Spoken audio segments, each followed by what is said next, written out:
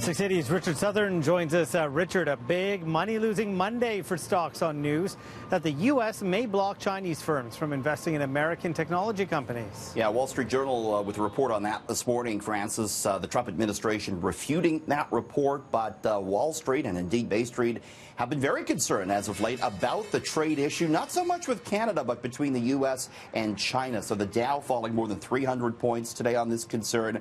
TSX, as you saw off the top, was down more than 1% as well. We saw chip makers like Intel and Micron and NVIDIA kind of lead the way lower on Wall Street because of their importance in China, and they rely a lot on the Chinese marketplace. Harley-Davidson stock down 6% after the company announced it will ship production of its motorcycles headed for Europe to factories outside the United States. Very much a situation of Trump's trade tariffs backfiring. So it was indeed a money-losing Monday, Francis. This next story is interesting. A Toronto area mall may soon disappear in favor of residential units. And I wonder if you're going to see more and more of this. This is Agincourt Mall we're talking about at Shepherd and Kennedy. The owners want to do away with the mall and replace it with 5,000 residential units.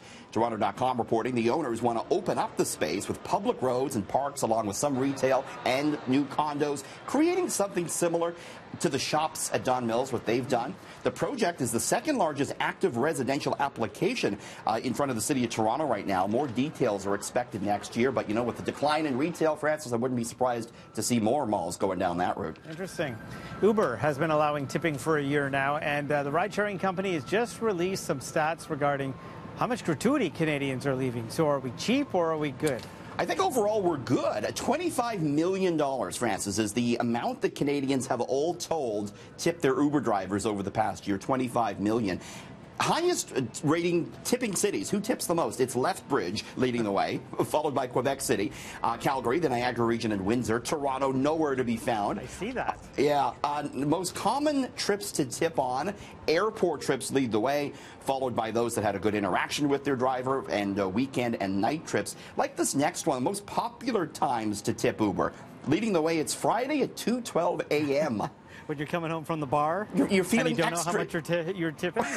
It's either that or you're feeling very generous. Right. So at that point, you can see Saturday evening and Sunday morning also leading the way. The drivers don't know who tips them. That's the thing, right? So not everyone is down with tipping in their Uber drivers, but $25 million is no chump change.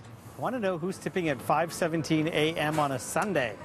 You're seeing 2 tip options or 3 tip options at that point, maybe. So it's one expensive movie prop. Han Solo's Jedi blaster gun is selling for big money at an auction. Yeah, it went over the weekend for just over $500,000. Wow. Ripley's Believe It or Not bought it. They're going to put it on display. This, of course, Harrison Ford used that in Star Wars The Last Jedi. The weapon is made mostly of wood, has spent 30 years in the possession of Hollywood art director James Shope. It's not the most expensive Star Wars memorabilia to have ever sold. An R2-D2 droid fetched $2.7 million at auction last year. Very cool. So now that the cannabis legalization bill has passed, established companies are starting to market their products directly to pot users. And you're going to show us one O. Henry bar that has everyone talking. This is fascinating, and I think you're going to see more of this. So here's O. Henry, Francis. They're coming out with a bar they say is designed for pot smokers. It's called the 425 bar. They say it's to meet your hunger needs 5 minutes after 420, which is this time of day that's become synonymous with consuming cannabis. The company goes on to say, we're excited to provide a product to meet the hunger needs associated with cannabis consumption. I had a chance to talk to one of the executives from O. Henry today. We knew that with the legalization of marijuana, a whole lot of consumers will get hungrier. So it was just a perfect fit that we thought we needed to go after. Do you see this as being risky in any way? Did you fear you may alienate some existing customers who mightn't be comfortable with this type of marketing? No, actually, I feel like it's a pretty safe place to play for the brand because it's not about the consumption per se. We're focusing on hunger. And it still plays in the same territory where the brand always played. So can we expect an O. Henry bar down the road that actually has cannabis in it? That's not, for now, that's not our plan. Definitely not. Really, we're going to stay in Candyland.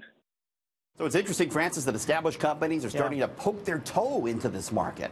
Well, when are the chip companies going to do it, right? You're wondering. Absolutely. One more point to make on this. There's a big connection between O. Henry and cannabis. They used to make the O. Henry bars at the Hershey factory in Smith Falls, Ontario, which has since been sold to Canopy Growth, where they grow lots of marijuana every day. Love how you connect the dots, Richard. Thanks for that.